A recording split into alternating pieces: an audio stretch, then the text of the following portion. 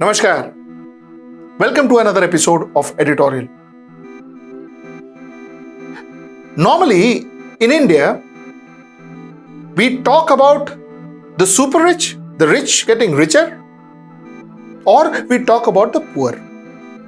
While we definitely should be talking about the poor, but somewhere down the line, the middle class, the Indian middle class gets ignored. Nobody talks about Indian middle class.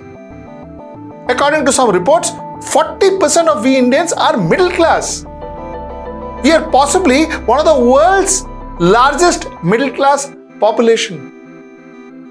And what COVID has done is harmed the middle class. The most harmed category in India is the middle class. The pandemic has harmed the middle class very badly. A report from Pew Research says that during the 2020 pandemic, India's middle class shrunk considerably. Fact Tank report, authored by Rakesh Kochhar, says that as many as 32 million, 3.2 crore people are pushed from middle class bracket to the poor bracket. So the poor is swelling and the middle class is getting reduced. People are being pushed down. Today, let's talk middle class. Let's get right into the show. The Indian middle class has been the most impacted from this pandemic. They have faced the biggest impact of this pandemic. Let us take three categories. Category number one is of middle class who have lost their jobs or who are taking pay cuts. The middle class that the think tank spoke about, the fact tank spoke about, the 3.2 crore odd people who have been pushed down from middle class to poor class. Who are these people? These are people who have lost their jobs. These are people who have shut their businesses. They have no earnings. These are people who have now to tighten their belt. These are people who can't send their children to the same school, who can't afford to pay the fees for their children. These are the same people who can't pay their EMIs. Possibly they're in the process of selling their flats or their vehicles that they have bought. These are the same people that are threatened by these banks for EMIs. These are the same people that are seeing one after another compromise done on their lifestyle. Month after month. These are the same people. The government needs to look at these people. The government needs to have a plan for these people. The government needs to figure out a way to resurrect these people. Because Indian middle class is not just, it's not just that we need to help these people. We need to ensure that the middle class is vibrant, because Indian middle class is the backbone of Indian economy. It is not the rich. It is the Indian middle class which is the backbone of the Indian economy. It's the Indian middle class who goes out there and buys. It's the Indian middle class who goes out there and spends money, and therefore the economy, therefore the demand, therefore our value in the world as a huge market. So it's not just that you need to take care of your people, you need to take care of your middle class, but it is also important that we take care of the middle class so that the economy can bounce back, the economy can be stabilized. These middle class are suffering more, and there seems to be no focused strategy, focused plan or focused team that is looking at this middle class and ensuring that this middle class is brought back. Jobs, how are we going to provide them jobs? How are we going to ensure that their lost businesses are bought back? How are we going to ensure that these people are paid money, they're invested in, and they resurrect themselves, they bounce back? How are we going to do that? We definitely need a fund and a plan for this particular category. The second category are where breadwinners are lost. You see, the government figures of our death toll is around 3 lakhs. The government figures. A lot of people say that the numbers are far, far, far more higher. I don't want to debate on that. But what I want to debate is a lot of these people are breadwinners who lost their lives. What happens to that family? How are we taking care of that family? We do not have a social security scheme. We do not have that kind of scheme which is practiced abroad. So there is no social security. Then what happens? What does the family do?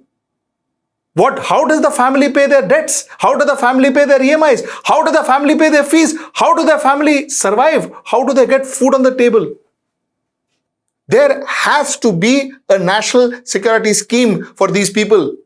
There has to be a scheme where the families are taken care of. Their families are our responsibility. As fellow Indians, it's our responsibility. It is the central government that needs to take care of them. The central government needs to have a scheme to take care of them. And the time of the scheme is now. Because if you don't do it now, this is only going to grow. Their miseries are going to grow. And what is going to happen after that would be disastrous. Would be disastrous. So if you are announcing a scheme, you need to announce it now. And I urge this government, I urge the finance minister, I urge the Prime Minister of India to think for these people who have lost their breadwinners.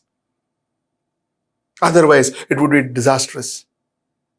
The third category are the orphan children. Children who have lost both their parents. Huge in numbers. Unfortunately, we are not even clear about the data of the number of children that have got orphaned. You see, India does not have a vibrant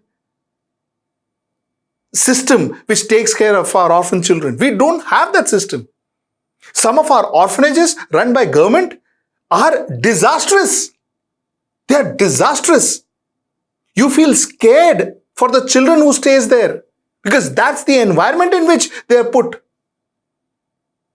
In terms of nutrition, in terms of cleanliness, in terms of even staff. So we are not a society that actually takes care of our orphan children. There is no children's protection group or children's protection system, nothing of that sort.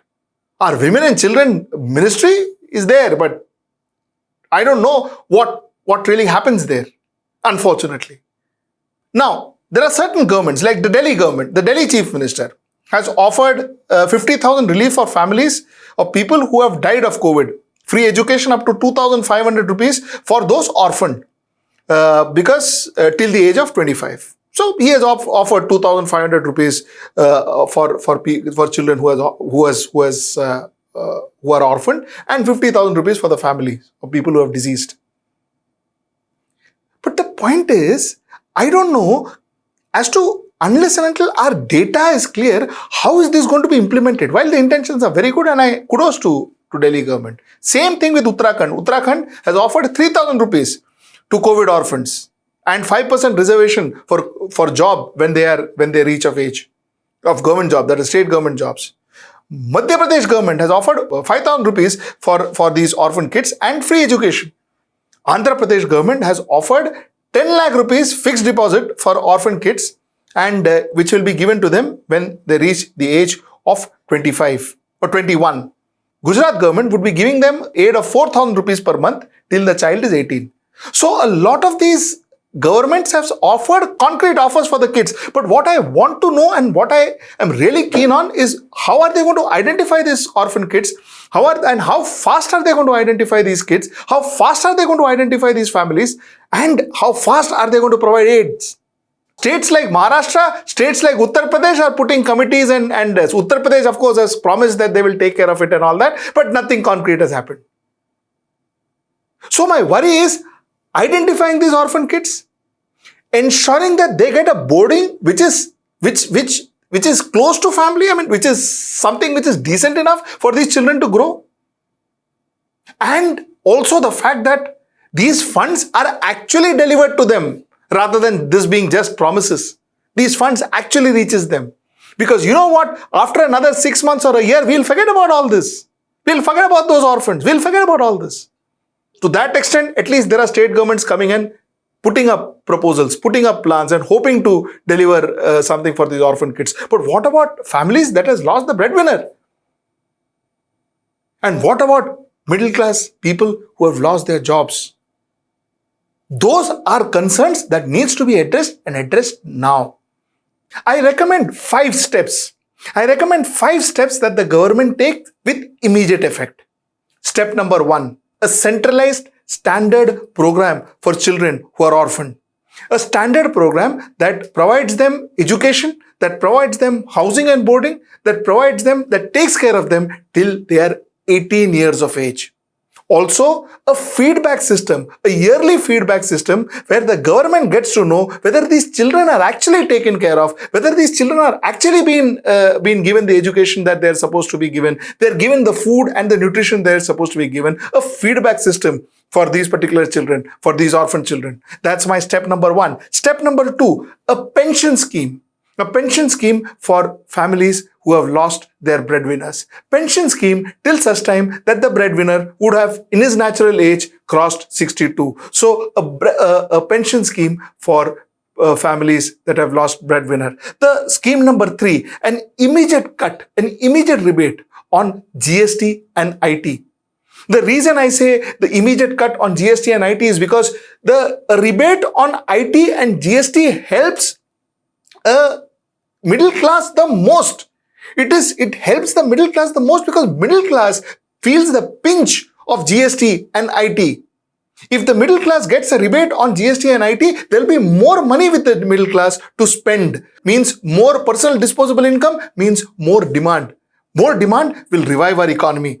So it is not just for the benefit of the middle class, but also for the benefit of the economy that I recommend my point number 3. My point number 4 is please put a freeze on the EMIs, the loan, not a moratorium, but a freeze on the loan and the EMIs that people have to pay, especially people who have lost their jobs. They are not able to pay their EMIs. They are not able to furnish their loans. While I understand that, loans have to be furnished, they have taken loans, but one also need to understand the situation of the person. If a person doesn't have a job, he doesn't have a single paise that he's earning, he doesn't have food to eat, where is he going to pay the EMI from? So a freeze on the EMIs for an next period of time, especially for people who have lost their job. Last but not the least, I would say a 5 lakh to 1 crore of bank loans made available without collaterals. 5 lakh to 1 crore of loan for people who either have lost their jobs and would want to start a small business of their own, or people who have their business but were completely kaput due to the lockdown and the pandemic and would like to restart their businesses. So these are the 5 points that I strongly recommend. Before I end this show, I would say, more than anything else, as a country, we should focus on our health system. As a country, we should focus on our social security systems. And as a country, we should focus on our child welfare systems. These are the 3 programs, these are the three things that as a country we should be focusing on. Before I end the show, I would urge some of our viewers who can afford, to subscribe to us.